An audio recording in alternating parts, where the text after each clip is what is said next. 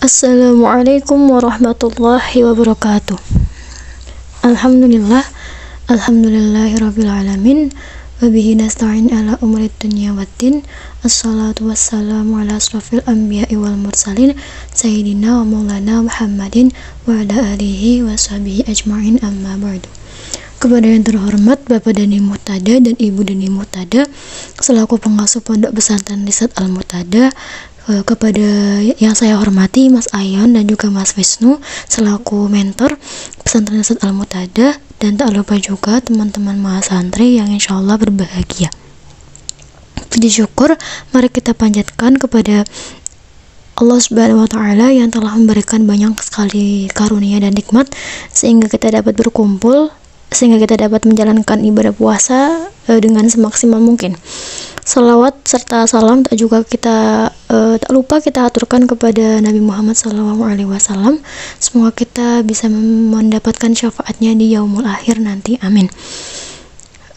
Di sini izinkan saya untuk menyampaikan kultum Ramadan yang berjudul Hikmah Nuzulul Al-Quran. Seperti yang kita tahu bahwa Al-Quran merupakan sebuah mukjizat dari Nabi Muhammad SAW yang masih tersisa hingga sekarang. Al-Quran merupakan sebuah kalamullah di mana berisi firman-firman Allah. Bayangkan teman-teman, ketika kita sedang membaca Al-Quran, seolah-olah Allah tuh sedang mengajak kita berbicara. Ya, Masya Allah, maka begitu indahnya Al-Quran hingga ketika Al-Quran itu turun di Mekah, maka Mekah menjadi sebaik-baiknya tempat. Ketika Al-Quran ini diturunkan kepada kita sebagai umat Nabi Muhammad SAW, maka kita menjadi sebaik-baiknya umat. Lalu bayangkan jika Al-Quran ini selalu ada di dalam hati kita, maka bisa dipastikan hidup kita akan menjadi sebaik-baiknya hidup. Masya Allah. Istimewanya Al-Quran hingga malam di mana Al-Quran diturunkan dari Lauhul Mahfuz kemudian menuju langit dunia, itu menjadi malam yang paling mulia. Iya, betul sekali. Malam Nuzulul Quran yang harus kita jadikan momen penting sebagai ajang untuk mendekatkan diri kepada Allah Subhanahu wa Ta'ala. Memanfaatkan sebaik mungkin waktu untuk meraih hikmah puasa dan juga Al-Quran. Dan turunnya Al-Quran menjadi bukti sebagai keagungan dan kebesaran Allah Subhanahu wa Ta'ala, di mana Al-Quran menimbulkan ketenangan, ketentraman di hati kita. Syekh Saib Helles saat menjadi pembicara inspirasi Ramadan 1443 Hijriah yang diselenggarakan oleh P3RI Masjid Salman ITB mengatakan bahwa turunnya Al-Quran itu ada 3 fase. Yang pertama, turun dari Allah ke Lauhul Mahfuz. Lauhul Mahfuz itu kalau kita ibaratkan itu seperti database. Jadi tempat seluruh catatan itu tertulis.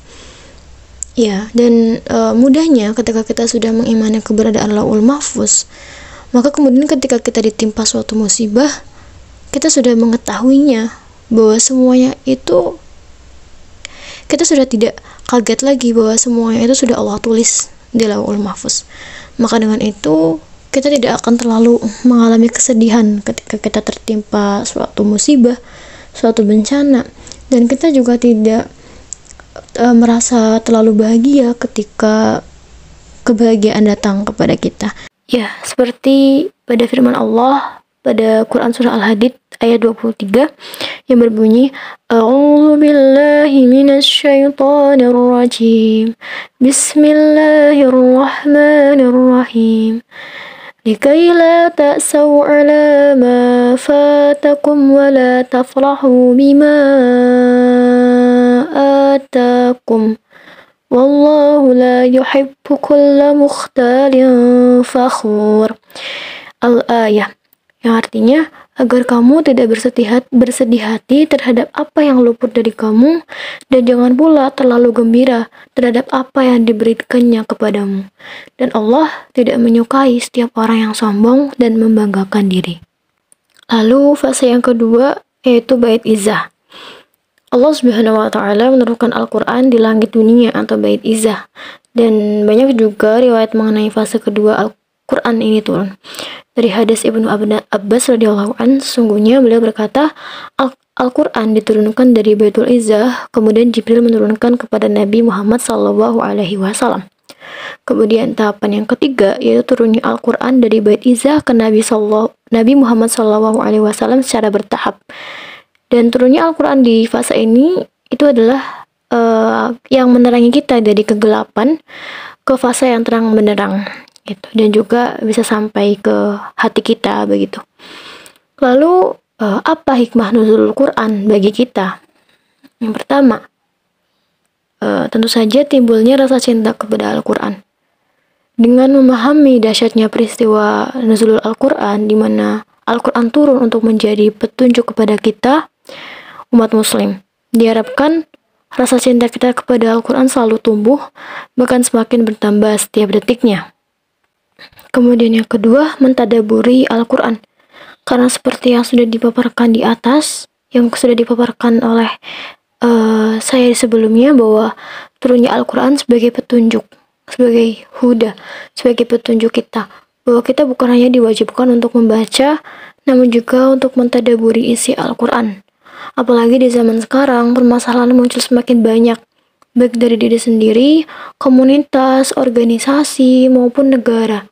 Namun ingatlah bahwa semua penyelesaian dan dari permasalahan tersebut itu sebenarnya sudah ada di dalam Al-Quran gitu.